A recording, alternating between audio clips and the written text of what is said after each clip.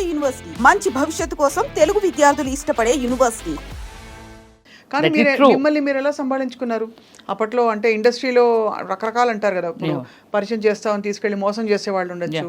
ఇండస్ట్రీలో చాలా మంది ఇలాగా, అంటే ఇవన్నీ వినడమే మనం. అవును. కానీ అఫ్ కోర్స్ చాలా మంది గొప్ప నటీమణులు, గొప్ప సక్సెస్ఫుల్ అయిన ఆర్టిస్టులు వందల మంది ఉన్నారు, వేల మంది ఉన్నారు.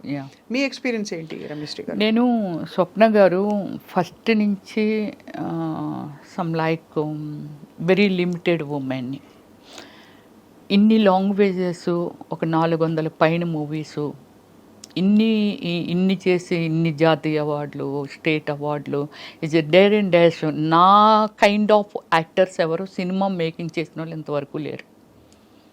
కథ, స్క్రీన్ ప్లే, డైరెక్షన్, ప్రొడ్యూసింగ్ అన్నీ నేనే చేసుకొని సినిమాని కూడా రిలేట్ చేయగలిగాను అని అంటే, so world wise very famous అయిపోయాను ఓమల్లి తర్వాత. అందరూ రవివర్మ పెయింటింగ్స్ అన్నారు కానీ నేనని ఎవరు అనలేదు. అమ్మాయి కాదు, రవివర్మ పెయింటింగ్స్ అని. పెద్ద పెద్ద రాసిమూసి నరసింహరావు గారు కానీ, రామానాయుడు గారు కానీ, పెద్ద పెద్ద వాళ్ళు అందరూ అన్నారండి. రాఘవేంద్రరావు గారు కూడా ఆ పోస్టర్లు చూసి అమ్మాయి కాదు పెయింటింగ్స్ అవి అని వాళ్ళంట. అంటే పబ్లిసిటీకి పెయింటింగ్ చేయించని అనుకున్నారు. అదే, కానీ అంత సమర్థత ఉంది. అంత హార్డ్ వర్క్. 17 వయసులో ఎవరు మంచి ఎవరు చెడు విచక్షణ ఎలా? అసలు ఏమి జీరో నాలెడ్జ్. ఎవరైనా వచ్చి గబక్కుమని రామ్మ తీసుకెళ్తా నిన్ను ఆ ఫలానా డైరెక్టర్ దగ్గరికి, అవి కూడా ఎక్స్పెక్ట్ చేశాను నేను. అంటే డైరెక్టర్స్ దగ్గరికి, ప్రొడ్యూసర్ దగ్గరికి అని కాదు, కానీ నాకు కోరుకున్న పీరియడ్ జరుగుతున్నప్పుడే ఒక 3-4 సినిమాలు, అంటే లొకేషన్కు వాళ్ళు వీళ్ళు వస్తూ ఉంటారు కదా. నా టార్గెట్ ఏంటంటే ఏదో అయిపోవాలి, పెద్ద స్టార్ అయిపోవాలని ఒక టార్గెట్ ఉంది. సో దానికోసం అంటే నాకు ఇంకేం కనిపించేది కాదు. చాలా సీరియస్గా ప్రతిదీ నేర్చేసుకోవటం. డ్యాన్స్ స్కూల్ ఎక్కడ ఉంటుంది, యాక్టింగ్ ఎక్కడ నేర్చుకోలేరు స్వప్న గారు, డ్యాన్స్ స్కూల్ ఎక్కడ ఉంటుంది, అద్దంలో నేనే చూసుకొని ఎలాగైతే ఎలా అందంగా ఉంటాను. Self makeup only Ramya Krishna and Ramyasri only. అప్పుడు అలాగే వాళ్ళు. సిల్క్ స్మిత కూడా ఫేస్ ఇచ్చి మేకప్ చేయించుకునేది, కానీ రమ్యకృష్ణ గారు సెల్ఫ్ మేకప్ చేసుకునే వాళ్ళంట. నేను మాత్రమే సెల్ఫ్ మేకప్ చేసుకునేదాన్ని. అంటే ఒక డెడికేషన్తో నాకేం కావాలనే దాని మీద ప్రయాణం చేశాను. కానీ ఒక్కసారి మాత్రము నాకు ఏమిటి అమీర్పేటలో ఒక బట్టల షాప్ ఉండేదండి. అది చాలా ఉన్నాయి, వెరీ ఫేమస్ అండి అది. అప్పట్లో వెరీ ఫేమస్ ఆ షాపు. దానికి యాడ్ చేయాలంటే వాళ్ళు బెంగళూరు నుంచి వచ్చారు. షాపర్ షాప్ యాడ్ చేయాలి, వచ్చారు, పిలిచారు. అప్పుడు నాకు కారు ఉంది, అప్పుడప్పుడే కొనుక్కున్నాను జన్ కారు. నాకు డ్రైవ్ రాదు అప్పుడు. సో మా కారు ఉంది రండి అని. నాకు ఈ ఏరియాస్ ఏవి తెలియవు హైదరాబాద్లో. వాళ్ళు తీసుకెళ్తున్నారు. ఇప్పుడు ఆ ఏరియా ఏమిటనేది నేను ఇప్పుడు చెప్పగలను. చందానగర్కి మన అమీర్పేటకి మధ్యలో ఉంటుందండి. అది ఏమిటో అక్కడ రిసార్ట్ లాగా ఉన్నాయన్నమాట. అక్కడ తీసుకెళ్ళారు. వాళ్ళు ఒక 10 మెంబర్స్ వచ్చారు, నేను ఒక్కదాన్నే. వెళ్ళి ఇవన్నీ మాట్లాడుతున్నారు. వాళ్ళు డ్రింక్ ప్రిపేర్ చేశారు, నాకు అలవాట్లేదు. వాళ్ళు బీర్లు, అయ్యో మాకు అలవాట్లేదంటే మేము బీర్లు మాత్రమే తీసుకుంటాం, హార్డ్ డ్రింక్ అది తీసుకోము. బీర్లు అలా టైం అయింది. ఎంత అయింది? 9:30 అయింది. నన్ను డ్రాప్ చేసేయండి వెళ్ళిపోతాను అని అన్నా. ఉన్నట్టు మేడం పంపించేస్తామని 10 అయింది నైట్. పంపట్లా, 11:45. అప్పుడు ఈ సెక్యూరిటీ డిపార్ట్మెంట్, పోలీస్ డిపార్ట్మెంట్ ఉంటుంది కదా, వాళ్ళు వచ్చారు. వస్తే నేను వాళ్ళతో చెప్పాను, సార్ నేను వెళ్ళిపోతాను అంటున్నాను అంటే, మరి వీళ్ళు మీకు తెలుసు అంటే, తెలుసు సార్, బెంగళూరు ప్రొడ్యూసర్స్ వీళ్ళు అని చెప్పాను నేను. సరే మరి వాళ్ళందరూ ఉన్నారు కదా, అయితే ఇంకా టైం అయిపోయింది వెళ్ళిపోండి అని అన్నారు. అంటే ఇంకొక 10 మినిట్స్ కూర్చొని, ఎందుకంటే వాళ్ళు అక్కడే తిరుగుతున్నారు, పోలీసులు తీసుకెళ్తున్నారు. ఎర్రగడ్డ దాటిన తర్వాత ఫ్లైఓవర్ ఉంది చూసారా, ఆ ఫ్లైఓవర్ మీదకి వస్తున్నప్పుడు వాళ్ళు ఎందుకో మాటికి కారు దిగడం, బానెట్ ఎత్తడం ఇలా చేస్తుండేవాళ్ళు. సో ఏంటి వీళ్ళు ఎలా దిగుతున్నారు, ఇన్నిసార్లు దిగుతున్నారు, కారు రిపేర్ అయితే ఆగిపోద్ది కదా అనిపించేది నాకు. అక్కడికి వచ్చిన తర్వాత ఏమైందంటే, నన్ను అంటే ముందున ఒక ఆయన కూర్చున్నాడు, నా పక్కన ఇద్దరు కూర్చున్నారు, వేరే కారులో వెనకాల వస్తున్నారు, ముందుని ఒక కారు 10 మంది వాళ్ళు. సో కారు నా పక్కన కూర్చుని ఆయన కొంచెం వల్గర్గా బిహేవ్ చేయడం మొదలుపెట్టాడు. అమ్మ బాబాయ్.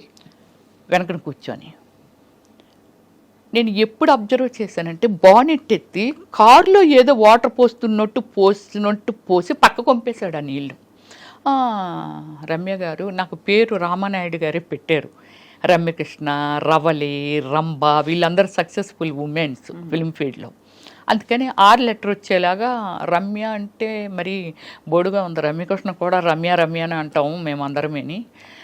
ఏదైనా తోక తగిలిస్తే బాగుంటుందేమో అని చూచుకు అని చెప్పి శ్రీ పెట్టారు పక్కన రామానాయుడు గారు నాకు అప్పుడు. సో వెళ్ళి వీడు చాలా వల్గర్గా బిహేవ్ చేస్తున్నాడు, చాలా చాలా చాలా ఓవర్ అయిపోతుంది అది. అప్పుడు నేను ఏం చేశానంటే నా సైడ్ డోర్ ఉంటుంది కదా, ఆ డోరు ఇలాగ ఓపెన్ చేసేటప్పటికి ఓపెన్ అయిపోతే కాలు ఇలాగ అడ్డు పెట్టి కిందకు దూకిటందుకే. మీరా? నేనే. వీడు నన్ను అసలు వదలట్లేదు, వీడు లాగించేస్తున్నాడు. ఈ కాలు అలాగే వెళ్తుందండి, కాలు చాలా వరకు అరిగిపోద్దా అని అనుకున్నాను. ఆ రోజు లక్కీగా ఏంటంటే షూ వేసుకున్నానంటే నేను ఇలా తోసుకెళ్తుంది కాలు. ఎదురుగా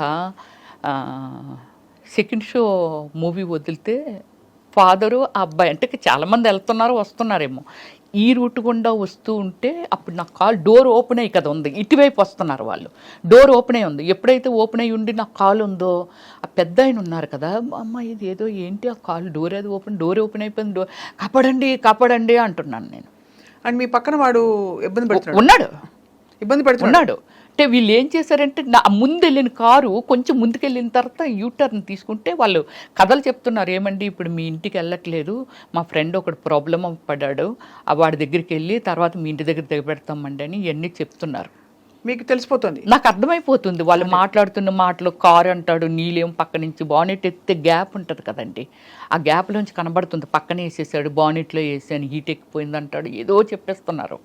నాకు భయం వేసి అలా చేస్తే మీరు నమ్మరండి, గాడ్ లాగే ఆ అబ్బాయి ఆయన వాళ్ళ వెనకాతలు ఇంకోళ్ళు ఎవరో వస్తున్నారు. వీళ్ళు ఎప్పుడైతే కారు ముందుకు వచ్చి ఇలాగ ఆపారో వెనకాల వచ్చిన వాళ్ళు కూడా పక్కన ఇలాగ ఆపారు. కారు స్పీడ్గా వచ్చి ఆపితే ముందు అమ్మాయిని దింపండి అని అంటే ఎవరమ్మా వాళ్ళు అన్నారు. సరే ఇలాగ నాకు ఒక యాడ్ ఇప్పిస్తామని చెప్పి నన్ను తీసుకొచ్చారండి. చాలా రోజులు నాతో ఫోన్లో మాట్లాడారు ఆ పెద్ద ఆయన. సో ఇది అప్పుడు నన్ను కిందకి దించి మొత్తం బాడీ ఎంత ఉడికిపోయి బాడీ అంతా స్వెట్టింగ్ వచ్చేస్తుంది అనమాట. అప్పుడు ఆయన దగ్గరుండి బండి మీద అబ్బాయినేమో నువ్వు ఇలాగ వెళ్ళిపో అమ్మ, నేను దిగబెట్టి వచ్చేస్తాను ఆమెని అని చెప్పి నన్ను మా ఇంటి వరకు అరోరా కాలనీలో ఉండేదాన్ని నేను. చిన్నవారు అప్పుడు చాలా మీరు? ఏది చిన్నదాన్ని అన్నారు. అందము చందము లేని రోడ్డు అంటూ పోయిన పిల్లల్ని ఎవరిని వదలట్లేదమ్మా, ఇంత అందం ఉంది ఇంత ఉంది, ఎవడు ఏది చెప్తాలని నమ్మేసి వచ్చేస్తావు, దేవుడు పంపినట్టుగా మేమేదో వస్తున్నాం కాబట్టి సరిపోయింది, లేకపోతే నీ లైఫ్ ఏంటమ్మా, తప్పు కదా, అలాగే ఎవరైనా రమ్మంటే అలాగే వెళ్ళిపోవచ్చు. That is first and last. అంతే మీకు అలాంటి ఎక్స్పీరియన్స్? అంతే. చాలా ఇది వింటేనే అసలు నాకు టెన్షన్ వచ్చేస్తుంది. మీరు నమ్మరు, ఆ రోడ్డు మీద నిలబడలేకపోయాను, కిందకు వచ్చి చాలా దూరం నుంచి షూ మొత్తం అంతా అడుగునంత కచ్చగా అయిపోయింది. అదే అంటే మీరు తప్పించుకోవడానికి ప్రయత్నించారు, వాళ్ళు ఏదో చేద్దామని ట్రై చేశారు. సో ఇది సినిమా అయిన తర్వాతే కోరుకుంటూ పీరియడ్ అయిపోయింది. తర్వాత ఆషాఢం పెళ్లి కొడుకు చేశాను, తర్వాత ఏవో ఇంకొక 2-3 సినిమాలు చేశాను. అలా మీకు పెరుగుతూ మీకు క్యారెక్టర్స్ ఏం వస్తున్నాయని లీడ్ క్యారెక్టర్స్ చేశారు కదా మీరు. అండ్ ఆ తర్వాత యూ షిఫ్టెడ్